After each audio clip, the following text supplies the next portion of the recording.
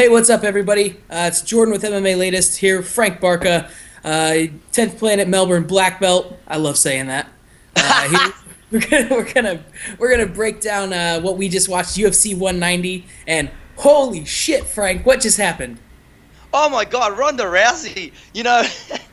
Mate, there's nothing that gets my wife and my daughter out of their seat more than Ronda Rousey. Let me tell you, man, it was happening.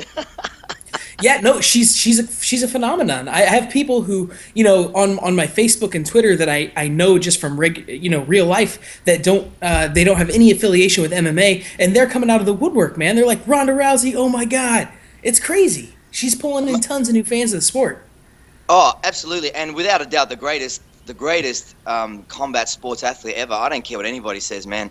No one's more exciting. No one's more prepared. No one's more dedicated. No one's more electrifying. No one finishes faster. No one is more totally just so after the finish than Ronda Rousey. She's just so great. I mean, I love watching that girl fight. Man, I tell you, man, I'm a top fan of hers. She's amazing, and I really appreciate what she's done for MMA, man. And for all the chicks out there, all the girls out there thinking twice about it, getting into jiu-jitsu or some strike, mate, get those gloves on. You don't have to fight. You don't have to scrap. You don't have to do nothing. You can get out there and get fit, strong. You can protect yourself. You can learn good self-defense, and you can use someone like Ronda Rousey just to amplify, electrify, and to motivate and get you where you need to go. I mean, who better than her to get you in the gym every day and get fit and strong, man? I tell you, Ronda Rousey, man, she's amazing. She's amazing. That's true, and she doesn't have any time for do nothing bitches. So if you're a do nothing bitch, she ain't trying to hang out with you. I should mention that Wadi is also with us. What's up, buddy? How you doing? Yeah, man. I'm good. To tell the truth, okay, the whole pay-per-view started off pretty slow, and then that knockout at the end, as we just discussed prior to the podcast. When was the last time you saw a girl got knocked out like that? I don't even remember when. That's It's crazy. got to be. I think for me, the last one I saw was on the last Invicta card. Marina Shafir got knocked out pretty cold like that. But yeah, it's very rare. You don't see girls knocking girls out cold like that. Yeah, man. I totally agree with you. I cannot even remember. Probably somebody need to pull out a YouTube or whatever. But that shit was crazy. Yeah, it was a beautiful combination. We'll get to that eventually. Now, Frank, how much of this card did you get to see, my friend? I saw the whole damn lot, bro. The whole lot. There you go.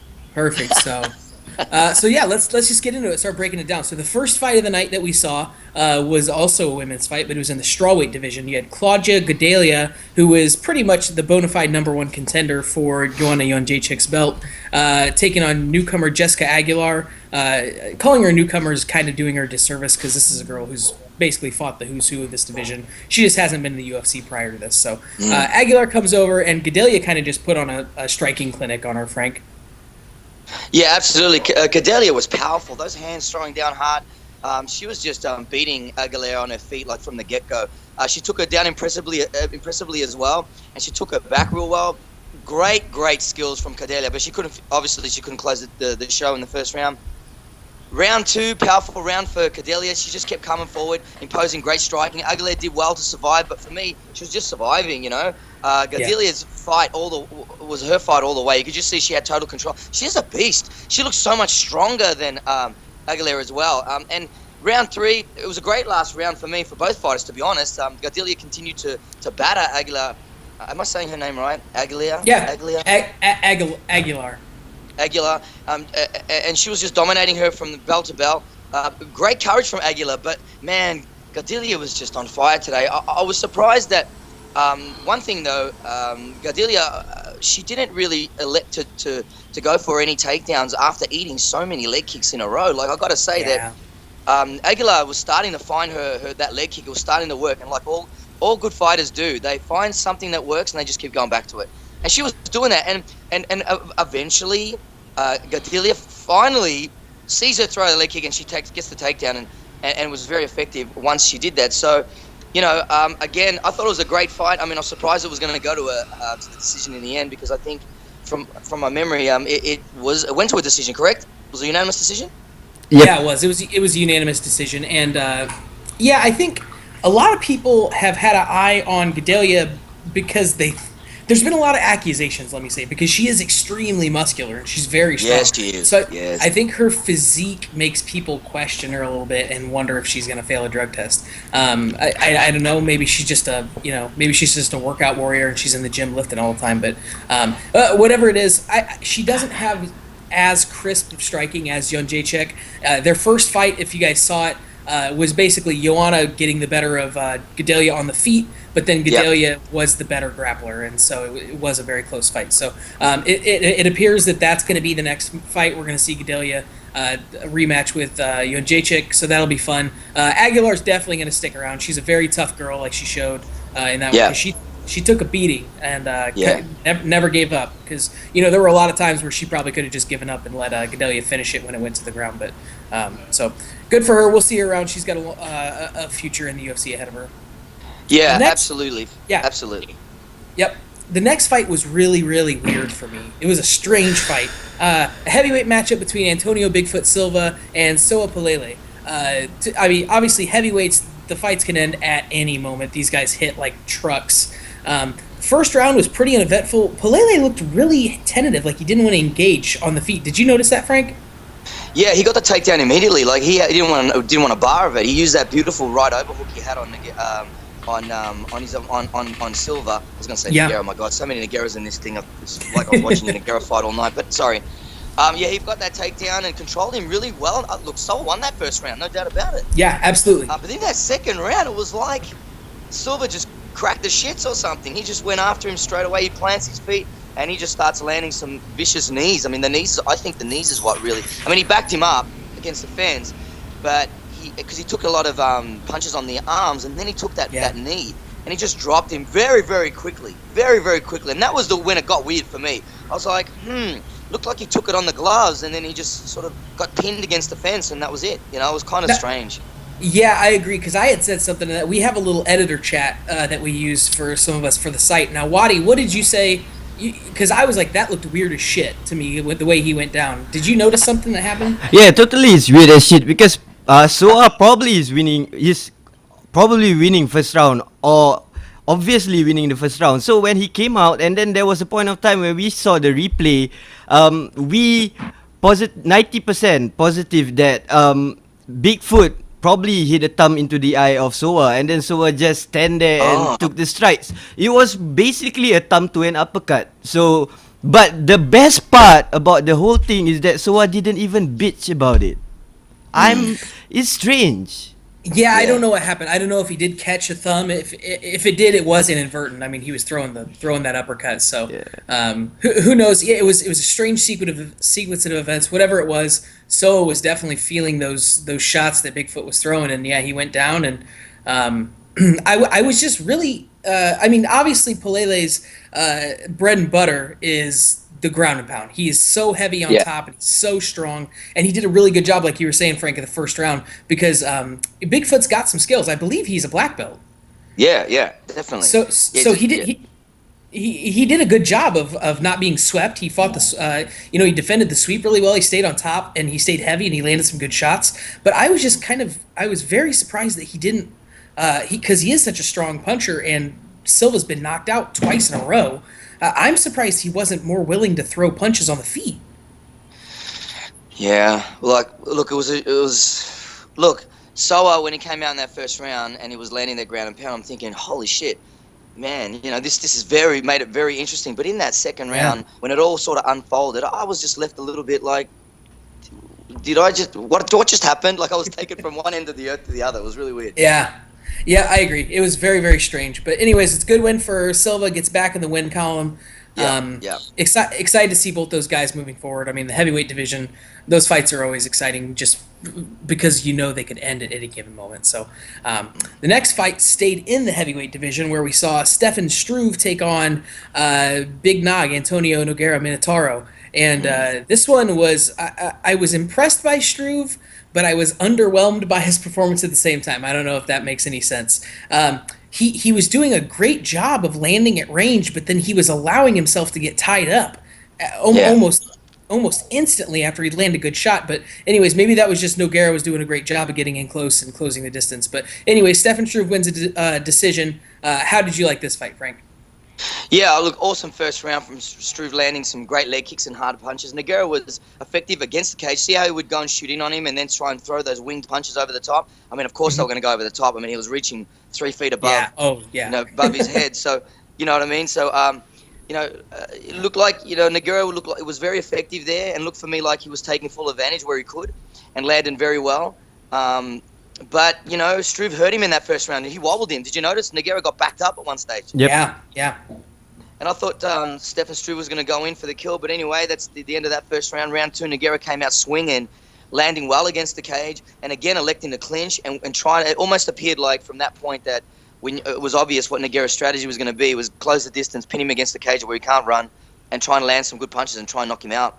Yeah. It looked ugly, but it was very effective for Nogueira. It looked like it was wearing Struve down, and he actually took his back, trying to find a finish at that point in the second round as well. So both fighters getting really tight at that point. I felt like Nogueira again kept closing distance well at that point in the fight, pressuring Struve and then unleashing heavy punches, and it seemed to be working. Round 3, Nogueira is tough as hell. Struve landing many hard leg kicks on him. Nogueira just kept coming forward, looking for the overhand right, looking for it, looking consistently. Struve looking the fresher at that point, really got his hands going towards the end of the fight against a stammering, tough Nogueira. I'm not kidding, man. Nogueira looks like one of those old footballs you see in the back of the backyard that's been buried under mud for about 17 years. I'm not kidding. Yeah, no, that's a good way to describe leather.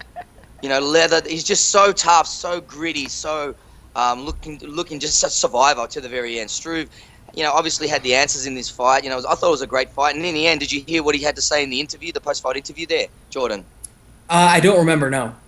Okay, well, basically, Struve was sick 3 hours before the fight. He was, throwing up. Oh, yeah, you're right. Super gassed and whatnot. So, even if that was half true, it's still even more impressive against Nogueira. I mean, there's no easy fight against Nogueira.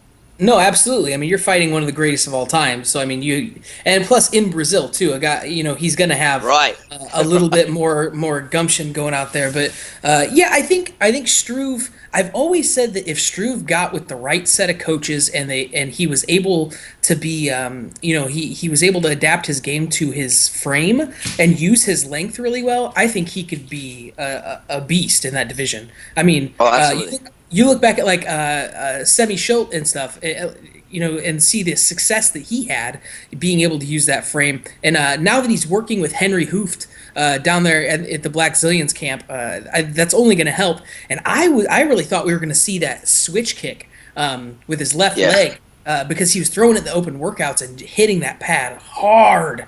And I was like, oh man, if he hits Nogueira with one of those, that might be all she wrote because, that's a big guy. That's a lot of leverage coming with that leg. Yeah, that's true. But Nogueira, did you see his strategy? He went straight in on that single. He did. The very, very first clinch, like 8 seconds or something. Yep. He was on Struve, getting him on the back foot. Yeah. And like I said, just trying to pin him against the cage and trying to, bolo punch him all night long, So, look, you're right. But I got a feeling that Minotauro did a great job in preventing that from happening. So, and then again, if Struve was really tired and not feeling very well and lethargic, maybe he'd want to pick up a leg that weighed 85 kilos anyway. That's a good point. That's a very good point. Maybe we're just speculating. Yeah. No. Well, absolutely. That's a good angle to think about, though. Wadi, do you have any thoughts that we haven't kind of touched on? Yeah, I just like to touch on the way that you said that Jordan said that he was underwhelmed by Stefan Struve because the editors were probably expecting Struve to use his reach, like what he did on the third round. He leans in, he used the jab. And then he circles out. That's the best way. But in the first round, what Struve did was he stepped in with the jab, and that closes the distance and it makes Nogueira's work even easier. But one thing I'm quite surprised is that with when you have an opponent so tall, such a greater height than you, is it an effective way to give an overhand, right? Like Nogueira need to reach so high just to reach Struve's head. Like the body was all there. I believe in the second or the third round, Nogueira did hit very good left body hooks. I feel that should be Nogueira's plan. Body hooks, clinch. When you get in the clinch, you do an uppercut. It's easier than an overhand right, isn't it, Frank? Well, look, when you're fighting a taller opponent, the one mistake that a lot of tall opponents do is they lower their hands towards your head height. Yeah. Does that make sense? Yes. So that what that does, that invites either A, if you want them to invite them in to throw those overhands, that's a good strategy, or B, that can be your downfall because you're underestimating their arm length. Now you can, if you lift your arm up, for instance, Whitey, you can lift your arm up well above your head, right? Yep. If you straighten it like you're asking a question in mathematics class or something. I used to love math. Yep. Well, then we both are stretching our heads up. even though Stefan Struve was like a mile high, he could still reach him, and that overhand right. There's an old rule in when I was learning back in the day, learning landing body shots and then throwing overhand rights. My coach used to say, throw a hard right to the body, that left overhand, you don't even have to look. Because you know where his legs are, you just got to aim somewhere in the middle, about 2 feet in the air, right? As soon as my right hand would hit the body, I would throw my overhand left. Or if my left hand hit the body, I would roll my shoulders over and throw an overhand right. So it's just basic good habits to have in boxing. So, I agree that maybe going to the body was a better option. And in the end, it seemed like started to work a lot better for Nogueira. But at the onset, maybe you thought, shit, I might have to get this kid out of here in no more than 2 rounds or I could be getting really hurt. So maybe he was just going to try and tag him. And don't forget what Big Country did to Struve as well, right? And even, Struve got knocked out a couple of times, I think. Magny. That's right, Magny. That's right, he hit him and then he left him in a pile of bones, didn't he? Walked away again. Yeah, poor guy's been knocked out a lot for being his. Yeah, here's how I imagine this. His first fight in the UFC went. He gets a phone call. Hey, Stefan, we have a fight for you. You're gonna have about 4 weeks to train. A guy named Junior Dos Santos. You're gonna fly over here to the States, and you're gonna take him on. It's gonna be great. And then he got crumpled in about 40 seconds by Dos Santos. But I mean, that's kind of the curse of the heavyweights, though, right? Like these guys can all hit like a ton of bricks. So I mean, you're bound to get knocked out. But what's beautiful is that there's such a diversity in sizes, in body composition, in reach advantage, skill advantage. Are they good on the ground? Are they better in the clinch? And it makes a great fight, like having that setup where Nogueira was way smaller than Struve. And I like that because you're just waiting for a knockout. You're waiting for something. Struve could easily come out and knock him out with some heavy knees too. I mean, anything's possible. That's what makes it exciting for me. It just looks like a cartoon, to be honest, like a game of Mortal Kombat or something. I love it. No, you're right.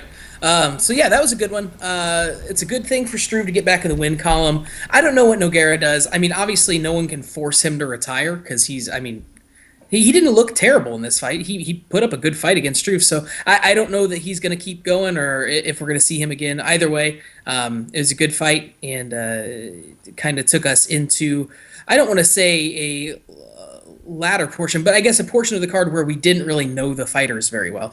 So we had the 2 Ultimate Fighter Brazil finale cards. So the only thing I really want to ask you about the first one, Vieira versus Lopez, Frank, what were these guys doing wrong on those guillotines in the first round? All right. Look, I don't think they were doing anything wrong. I mean, they just went for guillotine. I think there were 3 guillotines in like 45 seconds or something. Back to back. Yeah. Yeah. Look, I think they were doing everything correctly. I mean, pulling guards so quickly like that, and putting him in danger immediately off the bat. There's this theory that Eddie has drummed into my head, especially. I like to study what his thoughts are on attacking times when you're going for the neck, when you're going for the kill. Like, there's a specific way that Eddie breaks things down, and one of those things is he has a theory that, and I have to agree because we see it often in MMA. Is that if the person, especially the first round, if the person isn't hurt when you're going for a choke in the first round and he's got all of his tank full of energy, adrenaline, you name it, it's very, very hard to finish him. Like, it's got to be like clean. Sure. It's got to be like perfectly around the neck. It's got to be like everything's got, so it's very, if you look at percentages of chokes going down without people getting hurt prior to the choke, percentages are really low on those chokes. Yeah. So I'm not surprised they got out of all 3. I think I don't know which way it was. So but if you look at the fights where the guy gets hit and then gets his back taken and choked out, man, they tap out pretty easy. Like, there's no fight. It's very, very hard to put up a fight. Right. You look at Matt Brown's last performance. Yep. Exactly. Yeah. So against Tim Means, right? Was that the one? Yeah. Mm-hmm. Yep. When he hit that Marcelo team, that's right. That high elbow guillotine. Yeah, and he hit him with the elbow standing before that. Yeah. Yeah, exactly. He hurt him before. He took him down and choked him out. Absolutely, too. And do you remember Gil Melendez when he went after Diego Sanchez? He hurt him real bad. No, Sanchez hurt him real bad and he jumped on his back. Melendez, yeah. Melendez, sorry. What did I say? You just said the other way. You said Melendez hurt. Oh, Sanchez. yeah, that's right. Sorry. Yeah, It's okay. so you know what? My whole life is like one long round of fighting, but everyone's involved. It's really crazy. But anyway, yeah. So another example. So I got a feeling. I don't think they were doing anything wrong. I mean, obviously, who am I to judge how good or bad their guillotine is? Really, I mean, these guys are warriors. You're a black belt. Yeah, I know. But true. But to me, it looked like they were all doing the right things. I mean, they were both arming guillotines. If I'm not mistaken, I think they were both arming, and they're obviously a lot more difficult to finish. Yeah. Obviously, with that arm in is a huge advantage rather than having just the arms around the neck on its own. So I reckon the percentages always go up for a Marcelo team, absolutely, when we're attacking the bones of the neck without any interference or any having your one arm chocked inside of there, pulling down with your elbow, using your upper pec and your lat muscles to really bear down on the grip. Like, there's a huge advantage. If you had to ask me what I'd rather be stuck in, either guillotine, man, I'd rather be stuck in an arming guillotine any day, you know, than an armless guillotine that we see famous by Marcelo Garcia, or what Matt Brown hit on Tim Means as well. So I don't think anyone was doing anything wrong, man. I just think they had a lot in the tank. It was early in the fight. That's how I thought about it. That makes a lot of sense. No, I'm glad you explained that, because I was, as someone who's, I mean, I know the basics of jiu-jitsu. I've rolled a bit, but nothing extensively. And just watching it, I didn't know if they were just doing something wrong or what it was. So that makes a lot of sense, because the technique looked fine. It just looked like they couldn't finish it. So that was actually a fun fight, though. Back and forth fight. It wound up Vieira wound up getting the win, so good for him. He gets that 6-figure contract. I'm sure he looked good, man. He did. He looked really composed. You could see, mate. Could you see Lopez, how he was just throwing himself? Talk about enthusiasm, man. He was just throwing from everywhere, But he was winging from his hips. Reggie Vieira, he looked good. I felt that he just weathered the storm in the first round. He started getting more control in the second, and then obviously in that third round, he just knew how to stay strong and keep it on the feet, and just obviously there was an urgency coming from Lopez in the last round. It was pretty close at that. Look, I tell you, at the middle of the third round, I mean, it could have gone either way. It was pretty close. But once Vieira went to town from the top on Lopez, I think it put it beyond doubt at that point there. I agree with you. Yeah, I think it was the right decision. So Vieira gets the win. I'm sure we'll see both those guys in the future. Very rarely do guys who make the finale of The Ultimate Fighter not make it through. So I'm sure we'll see them again. The next one was the second of the Ultimate Fighter finale fights, where we had Glyco Franca and Fernando Bruno. The kind of the tape on these guys was Franca wanted to keep it standing and Bruno wanted to get to the ground, but Franca ended up finishing it with a rear naked choke really late into the fight with only like 15 seconds left. Yeah, absolutely. It was a grueling first round for both fighters, going hard for that clinch. But round two, same kind of round as the first, but Franca finally reverses a position from a takedown and then flips him over on the ground, and Bruno takes his back but can't finalize the choke, and that ended the second round, if I'm not wrong. Is that right, Jordan? I think it was the second round that went down. But round three, Bruno comes out, goes right after Franca again, taking his back, but again, can't finish.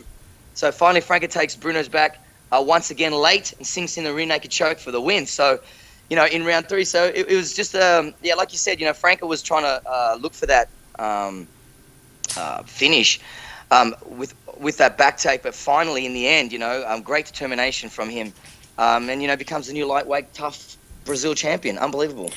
Yeah, good for him. And I think Bruno looked exhausted. I mean, he looked so tired in the third round, didn't he? I mean, I felt for the guy, because you've got your coach yelling at you, you've got your teammates yelling at you, and they're trying to encourage you. I mean, but it's he just didn't have anything in the tank. He was just exhausted, and at that point, he just couldn't fight it off anymore, and just let the exhaustion take over, because I think he knew the technique how to defend that choke, but anyways, but can I just say one thing, Jordan? Just really, I got to give it up for the Brazilians when they come out to fight, man. I got to say, I mean, Muhammad, you would appreciate this too, I'm sure. Every time we see an Ultimate Fighter Brazil, man, I'm impressed when I just see that on TV, like just the words Ultimate Fighter Brazil. I get pretty excited. These guys like fight for everything. Like, they're fighting for their families. It reminds me of the Muay Thai mentality. These kids, at 12, 13, fighting for an entire village. You could just see that urgency and that determination and that passion to win. It's just something I always appreciate in the Brazilians. I just wanted to mention that. Oh, absolutely, and especially in that first fight, that Vieira and Lopez, those guys were fighting like they needed money to feed their families. Yeah. So it was phenomenal. They definitely have a lot of heart. Was there anything on those two you wanted to say, Wadi? I'm nothing much because the second TUF finale I was watching Moraes versus Moraes and clearly Moraes was winning. So Okay. okay. Okay, so that kind of takes us through the Ultimate Fighter fights. The next thing, I guess, the last thing we've got is the co-main and then the main event. Oh, you know what, Frank? Did you get a chance to check out Damian Maia and Neil Magny fight at all earlier on the card? Yes, I was gonna say, man, I've been working my tail off today, and you haven't even mentioned any undercard fights yet too. So. Oh, okay. Because we thought you missed it. What? Yeah. Yeah, I thought Wadi said you missed it. Yeah. What are you talking about? There's no way I was gonna miss this. All right, man. Talk to us about it. Yeah. Okay. So we're gonna kidding? backtrack for 1 second. I guess there were some good ones. The one I really want to talk about though was Damian Maia and Neil Magny, because that was an absolute jiu-jitsu lesson for Neil Magny. Yes. And Magny did a very good job defending for as long as he did, being on the ground with a guy like Damian Maia. I mean, this is a multiple-time world champion black belt, and eventually it was just he was in too deep, and just kind of talk about what Maia was doing well and why was he going for that step over so much.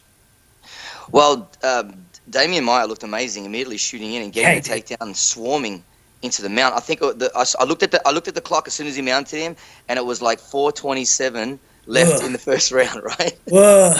So I was like, man, 33 seconds to get the fight to the ground and mount this kid. It was Damian Maia's a gun. Did you see his last fight? The way he was using that leg drag to step over into that mount position. Man, that guy, what a champion! He was just incredible. So for me to see him mount so quickly in the fight just showed me that the old Damian Maia was back. I mean, do you remember the days when Maia just went to striking and we hardly saw him do anything on the ground? It was very frustrating for me to see him come out back to his roots. Yeah, do you remember? That was just driving me insane. Can you imagine? Yeah. So anyway, he was relentless, continuing to pass and remounting. Magny doing a great job, as you mentioned, Jordan, defensively, but he just couldn't find a way to get off his back. Magny's awareness of what Maia's attacks were was impressive to me. It felt like he really prepared for Maia, like he really did. Like he's going, listen, you're going to be mounted, dude. We're going to put you in the mount all night. We're going to rain down punches. We're going to put fresh guys on you, and we're just going to leave you there. And we're going to turn off the lights, okay? And clean the mat when you leave the night, all right? You know what I mean? Like, that's sounds how awful. I saw it. That's what I would do. Are you kidding? Yeah. I'd No, have you're probably everybody right. Mount me for like 6 months. I mean, that's really the only way you can prepare for a guy like Maia, because you know what's going to happen. Yes. You're right. Yes, that's true. Yeah, and you know what was even more impressive? Maia tries to go to transition to the spider web. He started realizing, see, this is what black belts do. This is what black belts do. They go, I got to mount pretty easy. I'm going to try and cook him a little. I'm going to wear him down. I'm going to look for my trademark finish. I'm going to maybe take a guillotine from the mount or an arm triangle, because Maia's great with an arm triangle as well. Yeah. Or setting up that mounted triangle. But no, what does he do? He starts to look for the transition to the spider web, which is the armbar position in round one. But guess what? He gets to the finish and the armbar and the round saves Magny's life. He gets saved by the bell. In round two, Maia starts the second round exactly the way he started the first. Man, like he mounted him in I don't know, he broke the record. I think it was 20 seconds or something. Yeah, it was insane. Just effective, just so effective. He gets the takedown quickly. He mounts him like a professional with great technique by Maia. So good to see him back in that groove again that he's known for, like I mentioned earlier. So just too smart, too good on the ground. Magny was doing a good job staying in the fight, but he just couldn't escape. Maia took his back, full body triangle. When you got that body triangle, you got to roll to the locked side. So in this case, he had to roll to the left side. But can you imagine how Magny's arms must have been feeling at this stage, defending so much and then coming out with heavy arms, getting taken down, and all of a sudden he's got your back. This is bad. This was very, very bad. And with that body triangle, with that squeeze, and what happens is black belts will connect to you, they'll get that body triangle in, and they'll get that rear naked choke in. And then all they do is they back themselves because they've been there like 20 million times. And then you just slowly just squeezing and squeezing and squeezing. And you just know that the more that that person struggles, the more that that person starts to resist, it's just burning oxygen every heartbeat. Every time he breathes in and out, he starts going to sleep. And that's what happened. And he didn't put the lights out, but man, that tap was a sure victory for Damian Maia. It was a picture-perfect fight plan for me. The execution was clinical. Absolutely. Damian Maia all the way is flawless. Absolutely flawless. You're absolutely right. He was. He looked. There wasn't a point in that fight where he wasn't dominating. Yeah. What was? Can you explain what he was doing technique wise? So he had when he had that body triangle on, he was using his left leg. Yeah, he had it behind Magny's knee. What was he doing with that? Okay, so what it does, once you get the body triangle in across the abdomen, okay, so you don't go on the hip line. If you hit hip bones, you got to go up a centimeter. You got to make an adjustment. Okay, so he got that done. Then when he made that adjustment, you could see that he had that depth right on the ankle. So you got to make sure you close that body triangle right underneath your knee. Does that make sense? So that right ankle is right behind the left knee. It's not the foot that's behind the knee, it's the ankle. And what that does, that gives you a little bit more length at the end of your top leg. And in this case, it was Maia's left leg. And what he could do, he could go on the outside of his knee, hook it with his toes, and connect to it. So now that actually gives you more downforce across the abdomen because you're hooking that leverage into that bottom foot, and that's the bottom of the lever. It amplifies the lock, which is underneath the knee, and that connects directly to the right leg, which is across the abdomen, putting enormous amount of pressure on the breathing, the abdomen, and the respiration of the fighter. So that's why he was using that, and it was perfect. Yeah, that was awesome. That makes a lot. Yeah, I'm glad that I know why he was doing that now because I noticed it, and I think Joe Rogan even might have said something about it. But yeah, it was just amazing performance. I was actually surprised. I didn't bet on any of these fights, but I was surprised when I looked at that line and it was so close. And I saw a lot of people that I knew and respected saying, "Oh, I think this is a pretty clear one for Magny." And I was like, "Man, but what if it goes to the ground?"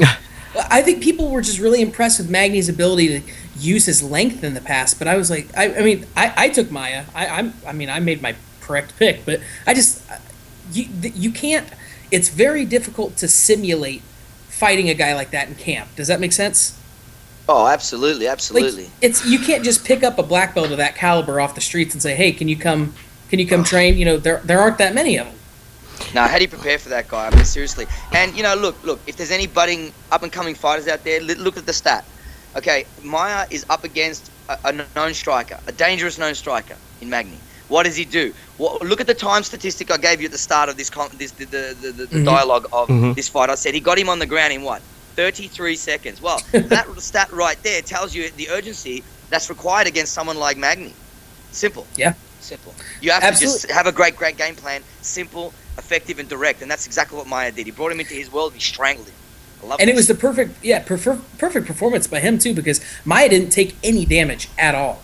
He went out there and it was it was Mortal Kombat reference. It was a flawless victory, 100%. He didn't get touched. He took Magny down and absolutely choked him out. So and that's impressive against a known striker, that's for sure. Yeah, very very much so. So that was the big one that I wanted to talk about on the prelims card, because I'll be honest, I got home halfway through Cummins Cavalcante, so I didn't see anything before that. So I can't speak about anything else. If Wadi, if you and Frank want to talk about those other ones, feel free to. But I still want to talk about the Maia thing. Okay, when you guys saying about his game plan, putting down Magny in a very fast pace, okay, that's good. But how he controlled Magny on the ground, that shows how much knowledge and experience and intelligence he had. He is always one step ahead. When he's in the mount, Magny gets out of the mount, he's outside of the guard, and then he straight away goes into side mount.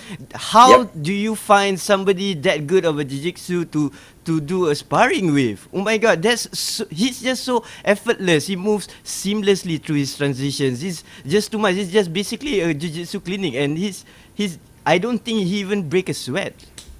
Yeah, there's also a little side point in what you're saying, Muhammad, and that is that when Magny was getting out, he was like trying to just get out. Like he was, to me, looked like he was just trying to get out, like a legit escape and Scramble. Get onto your feet and run for your life. Yep. It wasn't a get out to a clinch like a jiu-jitsu black belt would do. Yeah. Whereas where it would contain Damian Maia from top half, rather than trying to scramble, get out of the mount. Okay, now I'm trying to get up. Oh, he passes my gut. Oh shit, I'm mounted again. Well, the answer to that is you got to clinch that dude. You got to clinch that motherfucker. You got to make sure you get him under control immediately. So I think maybe the choices to go back to his feet, yeah, of course it's a good one against Maia, but also having to deal with escaping the mount to a clinch, then proceed to get to your feet with a little bit more control and less chances of being remounted. I think, that this is just how I'm thinking about it. I could be full of shit, but that's how I feel about how I would deal with that kind of mount before. Listen, I've dealt with a guy that can mount that well before. I'm not saying I've been up against a guy like Damian Maia, so don't get it twisted. Sure. But anyone that's got an incredible mount, when you escape it, you can't just escape against a black belt wizard to thin air. You have to get one of his legs between your legs, at least, right? Squeeze it, get a clinch, try and stop him from moving around, try and stop him from blazing punches on you, hide your head, get that head down to the pit of his stomach, start making your way out to the left-hand side or the right, depending on which side you grapple to. Most people, right-handers, will go out towards the left when they're escaping the mount. That's called our strong side. So, I would be looking at a clinch, and I just think that escaping to nowhere is a little bit null and void. And in this situation, it kind of was. Yeah, I have to agree, Frank, because when you look at the traditional BJJ guard, it's usually head control or double wrist control. But for the 10 planet system, you guys are very high on the clinch. Like the clinch is your weed, the clinch is your marijuana. Look at Ben Saunders. Yeah, look at Ben Saunders. Dead awkward control. That's clinching. That's freaking exactly like Robin Black from the Fight Network just Did you see that? Did you see that breakdown? Yeah, Robin Black from the Fight Network was just saying the other day, I think like 2 days ago, they were showing the first Nogueira Shogun fight whereby Nogueira was on the guard. It was basically traditional BJJ guard. You hold on to the neck for head control or you do a wrist control. But he called it the dead awkward, the modern MMA clinch. It's basically like a triangle, but you're holding both of their arms. You are making the person on top immobilized while you can attack them. Basically, there's 10 planet. Whether it's the rubber guard, whether now the dead awkward has become famous. That's the new way. That's the evolution of MMA going forward. Absolutely. Yeah. Thank you for saying that, Muhammad, and doing that. You're right. All we think about is clinching, because when you're clinching someone, it's hard to get hit. I mean, let's look at boxing real quick. If you see one boxer land a crushing headshot and the guy gets hurt, what is the reaction of the guy immediately?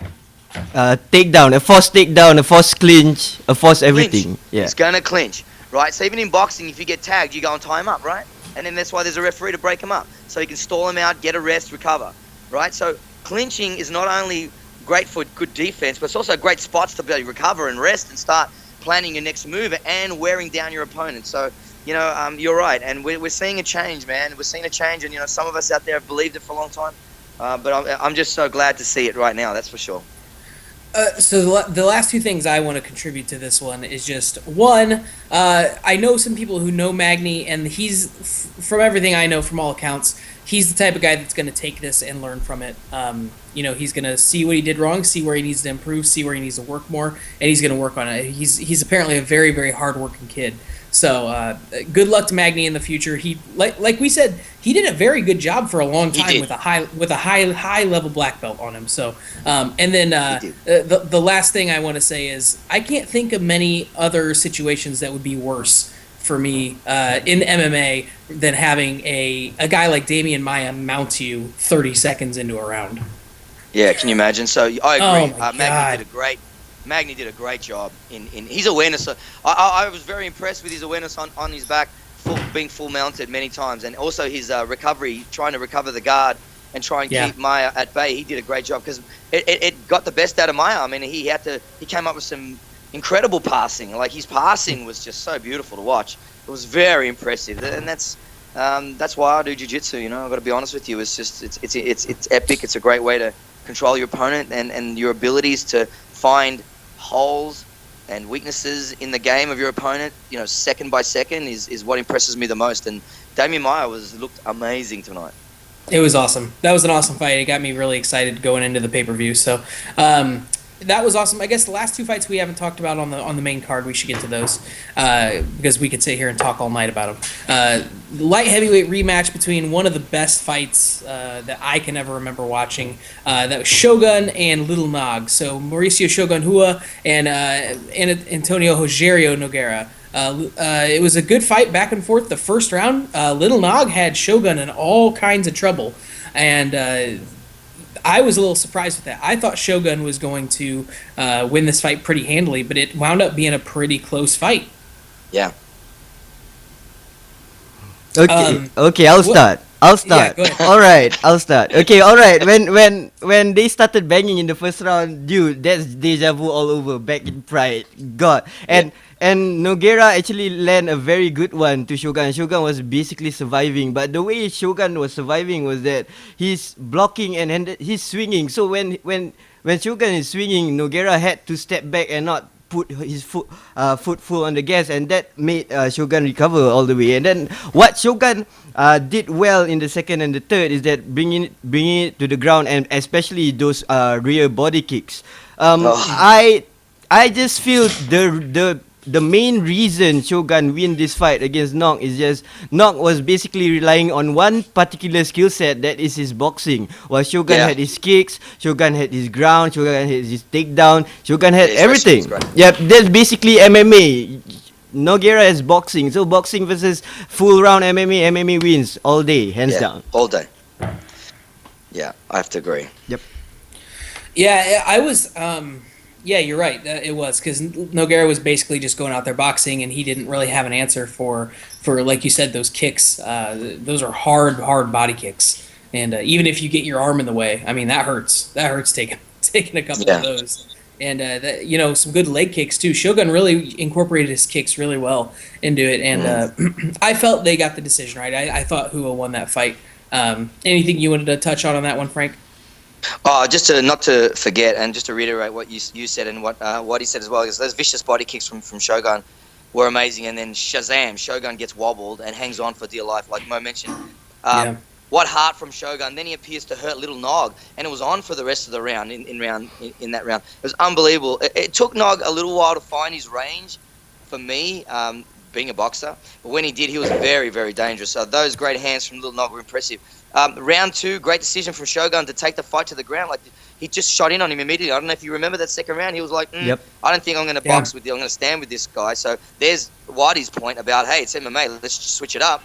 I like that a lot, actually. But yet again, Nogueira with that, and also Nogueira managed to get off his back very impressively. I don't know if you guys saw, but he had him in deep half, and what we call a deep half slingshot sweep, to find his way back to his feet like an absolute pro. It was a beautiful, just to show you how jiu-jitsu not only can you fight on the ground, but it's also a means to get back up to your feet. A lot of people don't talk about this a hell of a lot, but it is a great means to get back up to your feet. You know what I mean? So it's not just to take people down into the ground, but it's also, if you are in trouble, to find your way back up. So sometimes you got to know when you got to hold them, when to fold them, and in that case, Nogueira did an awesome job with that. So champions always have a great way of getting back to their strengths, and I just loved how Nogueira could find his way back to his feet. It was just beautiful. So it was pretty close at this point. After 2 rounds, it was pretty close. Do you agree? Oh, absolutely. And then Shogun, pushing the pace. You notice Shogun came out. He looked really good, didn't he? He had this, I don't know, man. It's just like the Shogun of old. He really wanted it. Like, I felt very, I felt like I got a lot of energy out of watching Nogueira, this time, which I hadn't always seen. I was just, I don't know, I just felt like he had a little more in that third round. I don't know whether Nog was just trying to save his energy for the final, 3 minutes, but for an assault, as we often see. But 2 minutes to go, Shogun stayed disciplined. He toughs it out. He toughed out a last-minute guillotine. I don't know if you guys remember that. Yeah. But, hey, it's very hard to finish Shogun in a guillotine in round 3. I mean, Nogueira would have been pretty tired at that stage. But another awesome performance for me, for Shogun to hang tough. That was the most impressive thing, because he was really wobbled in that first round. And then to square it all up in the second, then pushed for the third round with those body kicks. Man, those body kicks were dope, weren't they? Yeah, they were. Those were really hard, heavy body kicks. It's a great fight. It was a great fight. It was. I loved it. Yeah. It was a really good fight. It was a lot closer than I think a lot of people thought it would be. I don't know if this was a new feature or something they've recently started doing. They had the little percentages of how they thought people or how fans thought the fight would go, and it was like 93% Shogun. People thought, and I was on board with that. I thought Shogun would win this fight. I didn't think it was going to be that close, so I was a little surprised how close it was. And I will say, Little Nog has more left in the tank than I thought. I guess he just has been so he hasn't been around very much the last few years. You know, we saw him fight Rumble Johnson, and I mean, of course, Rumble finished him really fast, but you know that's Rumble. He's got crazy power. And then before that, we hadn't seen him since I think Rashad Evans in like 2013 or 12. So it's just I hadn't seen him in a while, and to be honest, Little Nog looked a lot better than I remembered. So I think he's still got some gas in the tank. Yeah, but I got to say as well, Shogun, you know how smart he was. Every time when I was standing, that is, Nogueira would start throwing like a hard left. It wasn't just like a jab, but it was like a hard left right down the pipe. And what Shogun was really good at, he would move his head he would take a little bit of a risk. He would move his head a little bit back into the left, and then he would throw that right shin kick to the rib. So as that left hand went out, he was starting to dot up Nogueira underneath that left rib cage as he was punching with that shin kick. I thought it was brilliant. I thought that was a big thing, a big tool that kept working for Shogun as well. I just wanted to mention that because that was very scientific. There was some science there. Yeah, no, absolutely. I think him going back to Master Rafael Cordero and King's MMA is gonna be a good thing for him. Obviously, it's kind of where he started his career, and now it's kind of where he's gonna, this is the tail end of Shogun's career. So. Well, why wouldn't you? Look what Cadero is doing for Dos Anjos, right? Dos Anjos, for Doom. I mean, he's breeding killers over there, man. Even Isn't that amazing? I love it. I'm so happy for Cadero, man. Can you imagine how long that dude's been in it? Right, yeah, since forever. He's got a couple good prospects, man. Benil Dariush is a beast in that lightweight division. But anyways, he's a great coach, and very happy for him and happy for Shogun. He did look good, so. He did. Yep, excited to see both those guys fight again. There's some interesting fights in this division still. So light heavyweight is kind of a big question mark with John Jones being out, but there's still some interesting fights to be had. So. Absolutely, and Nogueira looked really in shape for this fight. I mean, although he looked tired at the end, but who's not going to be tired against Shogun? Eating all those body kicks, Jesus Christ, seriously, right? But he looked really fit. He looked really lean. I was pretty happy with how he looked when he came out. I was like, the boy's been working hard, so I'm happy to see crazy that. Stat of the night, this was the first time Rogerio Nogueira has fought in Rio. Wow. I know! I nearly died when I heard that. I thought it was a bad stat. Yeah, I went and looked it up, and that's insane. That's one of the craziest stats I've ever heard. Wow. So, yeah, very, very strange to see that. But so I'm glad he got to fight a co-main event fight in his in Rio. You know, like I think they said that their gym was less than a few blocks from the arena, so that's pretty awesome. I just want to add, while you guys were like quite impressed with Nog, I'm quite worried with Nog actually because of the development. He's already 39 and he only has his boxing. He needs to add a bit more of his arsenal at that kind of age. I'm not sure whether he can develop more into his striking game or add more into his ground game. I'm hoping so, but yeah, we'll see. If Frank Mir can make a comeback, why can't Lil Nog can do that's true. Isn't he a jiu-jitsu black belt? Oh yeah. Yeah. Isn't it? Yep. Wow, I can't imagine not using. See, as a black belt, I don't know. I think about that. I used to always, every time I used to see a fighter come on and just stand, and I'd hear the stats, or I'd realize that he was a Brazilian Jiu-Jitsu black belt, and I'd be thinking to myself, Jesus, such dangerous skills. Like why wouldn't you be? I don't know, man. Utilizing it, right? Throwing those hips up. Why wouldn't you be? I don't know, man. I don't know. Look, I mean, his brother has done some amazing things, with his jiu-jitsu. I mean, look at the finishes that his brother has had on the ground. Who can forget? I think, was it the guillotine on Tim Sylvia, if I remember, a long time ago with Nogueira. But obviously, I'm talking about Minotaur in that situation. But thinking of that Lil Nog would resort back to his jiu-jitsu. Maybe that's where he needs to go, Mo. I think you got a very good point there. Yep. Yeah, no, he definitely could. I mean, he's got submission wins over Dan Henderson, Kaz Nakamura, back in Pride. So I mean, he can definitely fight on the ground. A great jiu-jitsu practitioner, so that is a little surprising. But you know what? I don't think he's going to make a title run at this point. So I think he could still hang with some good fighters, but who knows? Who knows? Time will tell, I guess, and see what happens with both Nogueiras. Whatever they decide to do, they've earned that right to make that decision themselves. So that takes us into the main event, and it was the most one-sided 34 seconds you can imagine. Ronda Rousey did exactly what she said she was going to do, God. and she didn't even have to submit the girl this time.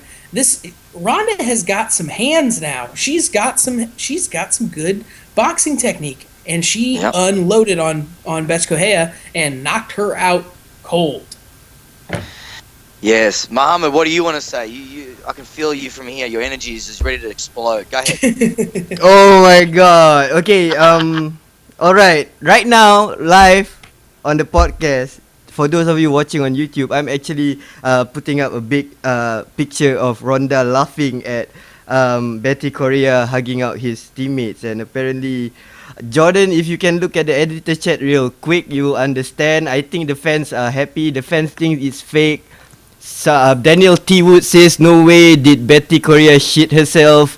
Basically, that's all I'm gonna say. I'll leave the breakdown to you, Frank. I'm really surprised with that picture. For Jordan, it's a picture from Matthew Wells.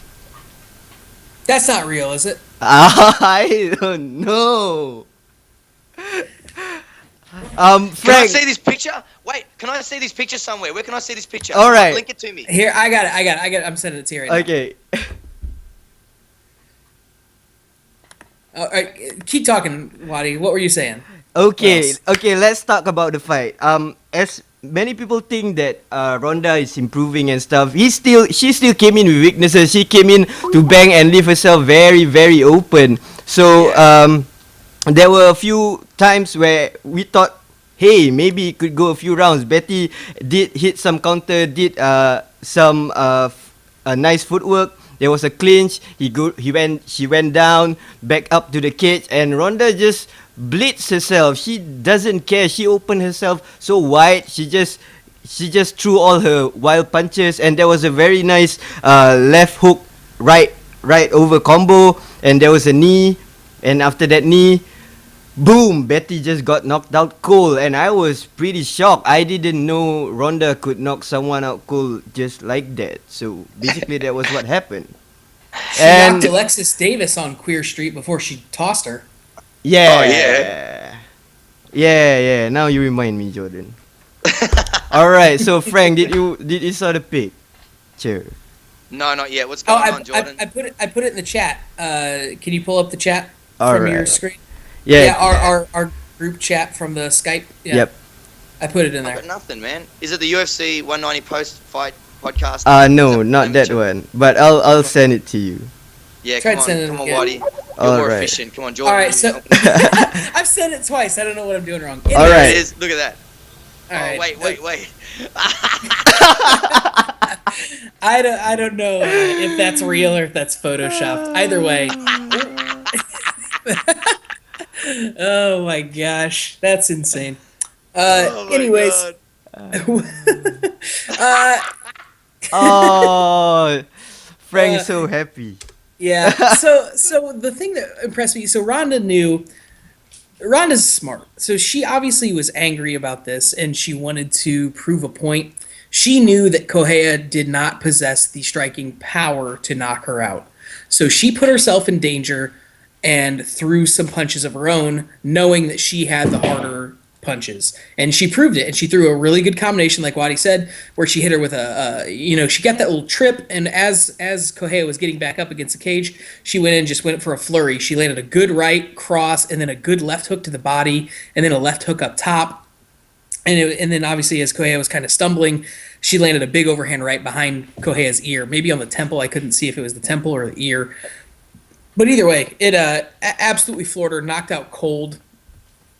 And the thing that's smart, Ronda's not going to do this. If say she goes in there and fights a Holly Holm, Ronda's not going to go out there and just stand at range and trade with her because she knows Holm has more striking power than Correia. She'll most likely take her to the ground. But she knew that Correia could not hurt her on the feet. And so she went, put herself in danger, let herself take a couple jabs, and knocked the girl out cold. She's an absolute monster. There's no woman on earth that can come close to touching her right now in MMA. No, I have to agree. Man, watching Ronda's development with the hands, seeing how she snaps that right hand. Like, if you look at her hitting pads, you can see that she turns that right knuckle over. And I'm a huge fan of that. I mean, being a karateka for a long time, most of my life, the focus on that pronating fist, getting that impact with that first and the middle of the second knuckle is a big deal. It really adds a lot of penetration to the punch. So it appears sometimes that there's not a real wallop on when you hear it hitting or a whop in the side of the guy's face. And this is indicative of pronation. And when you dig in that knuckle and turn it over, you get a lot more focused energy in one spot. And I'm not surprised that she went out cold. I mean, did you see that face plant? Man. Whew. She was out. Yeah, and it was pinpoint accuracy, just like Rogan mentioned. He goes, it looked like she got hit by a sniper from the nosebleeds. You know what I mean? Mm-hmm.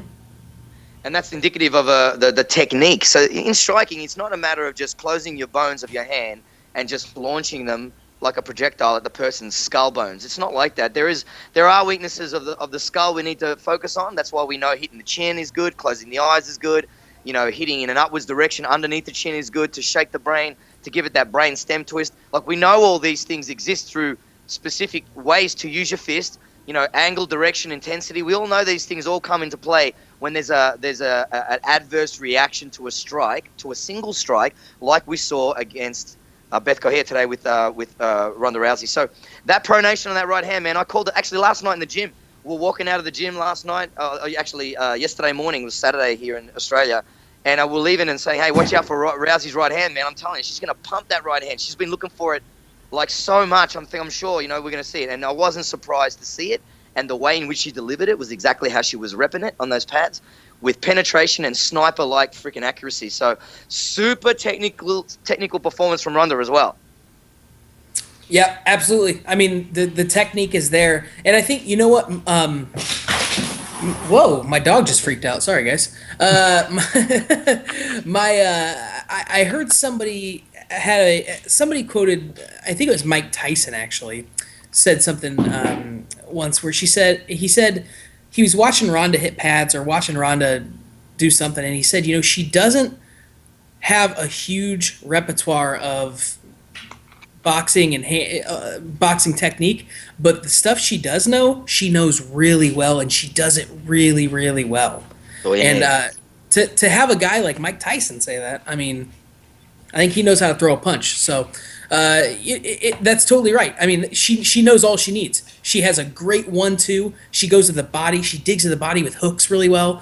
And I mean, she's finished 3 fights with strikes now, I do believe, which is pretty impressive, all in the first round, and this one was a no doubt about it. And you know what? The other 2 weren't doubt about it. Don't come at me saying the Sarah McMahon fight was stopped early. You know what? It wasn't. Sarah McMahon got saved from a beating. Yep. She got kneed in the gut, right in the solar plexus, and went down, and she was about to eat 500 punches in the face. Yeah, I think it was a liver shot, Jordan. Yeah, it was a liver shot. Yeah, you're right. It was a knee to the liver. You're right. It was perfect. And that wasn't stopped early. That was stopped before Sarah McMahon got her face exploded. So, and she hit Alexis Davis with that right cross and put her on wobbly legs, tossed her, and then hit her about 400 times in the face. And then she just knocked Beth Cohere out cold. So I mean, no one has a reason to. If you don't like Ronda Rousey, it's because you're a hater. That's about it. Yep. I love Ronda Rousey. Yeah.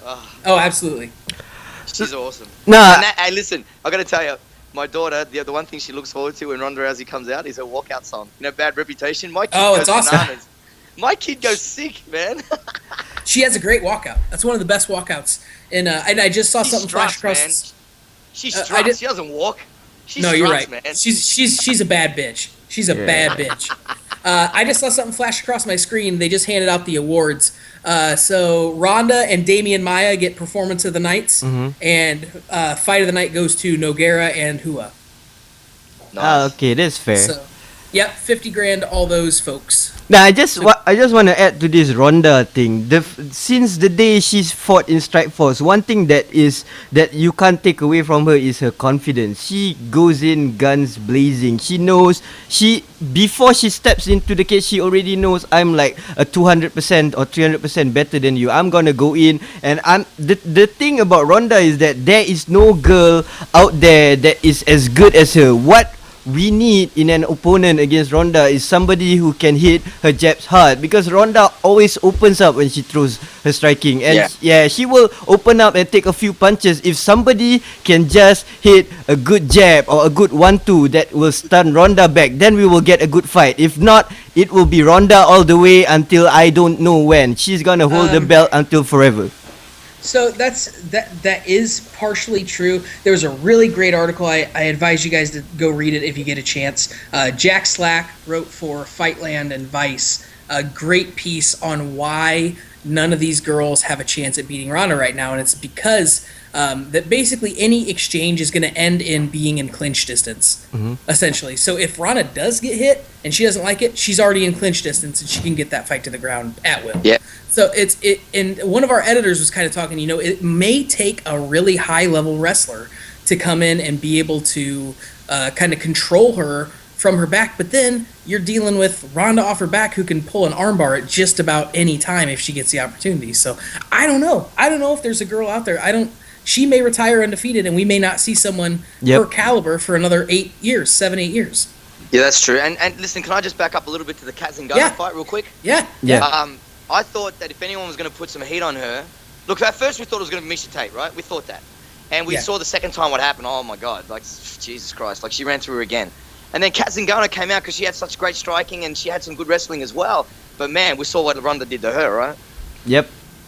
So, I don't know, man. I don't know what the answer is here, but I'm loving what I'm seeing. I mean, who doesn't want to watch, who doesn't want to lay down, $50 to see Ronda Rousey just run through somebody with that spectacular... It's the whole Ronda Rousey performance now. I think from the walkout to the intro, to the beating, or whatever she does, the incredible judo that we see, or jiu-jitsu that she has, or whatever, man. We just can't take our eyes off her, man. And I don't care what anybody says. I mean, I had some discussions last night at dinner with some people saying that, everyone's thinking that Ronda's the greatest.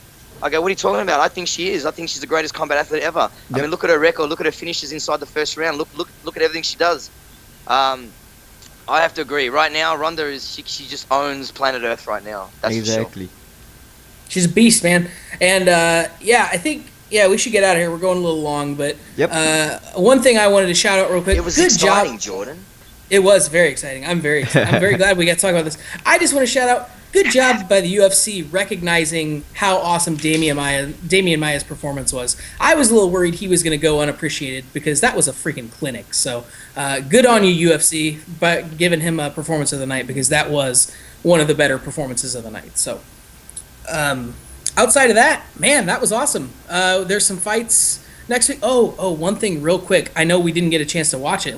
I think Wadi might have, because he had 2 screens going at once. Yeah. But during the main or the co-main, Jake Shields and Husamar Palhares fought over in World Series of Fighting, and Palhares held another submission a little too long. Luckily, this time it wasn't anything that made Jake's knee explode. But was it a Kimura or an Americana? Wadi, I didn't get to see it. I believe it was an Americana because I was switching screens. And just to add to the fact... It was a Kimura. All right. I can't believe you didn't ask me. How did you not ask me? You watched, Frank? Awesome! Jesus Christ. What do you think's going on? I got my boy Anthony Peck over in the States shooting me links. I got boys all over the country shooting me links. And you two just ignore me like I'm a 2-stripe white belt or something like that. No offense to any 2-stripe white belts, but Jesus Christ. Seriously, Gem Havoc, you say something about this. Oh my God, yeah. It was a Kimura. It was a Kimura of death, right. And he twisted it and he talked it. Jake Shields threw a right hand over after the finish and tried to kick his chops off. Man, Husamar Palhares is standing there with his arms hanging out, going, "What did I do again? Come on, seriously." He did it again, man. But this time he took his arm with him. Yep. Oh man, what a. The thing is, I want to like Palhares because he's so freaking good, but. Man, he holds those subs too long, and it's just kind of an asshole thing to do. It is. Yeah, truly, it totally is. But I cannot blame Palhares. I believe he's just. You can't. He's just those borderline IQ people where they just fight to the death. No, seriously, he has good skills, but he just doesn't have the EQ. Look at it, he fights to the death. Trust me, when he did the Kimura, Jake Shields already tapped. The referee have to tap his body 5 to 6 times for him to let go. In the second round, when he was struggling in Jake Shields' mouth, when he was off the back, he blatantly raked Jake Shields' eyes just to get out. This guy fights to survive. He lives on the street. This is Rusima Palhares for you guys. If Jake Shields should have known long ago who he's fighting with. Rusima is just like that. Oh man. Yes. Yeah. I can't believe you guys didn't ask me. I can't believe you guys didn't ask me. I can't believe you watched it. I thought you were watching the UFC. I didn't think you got down like that, Frank. Are you kidding me? I'm a black belt, bro. I'm a black belt too. We're superheroes. Frank says you're gonna step. You better step wrecked.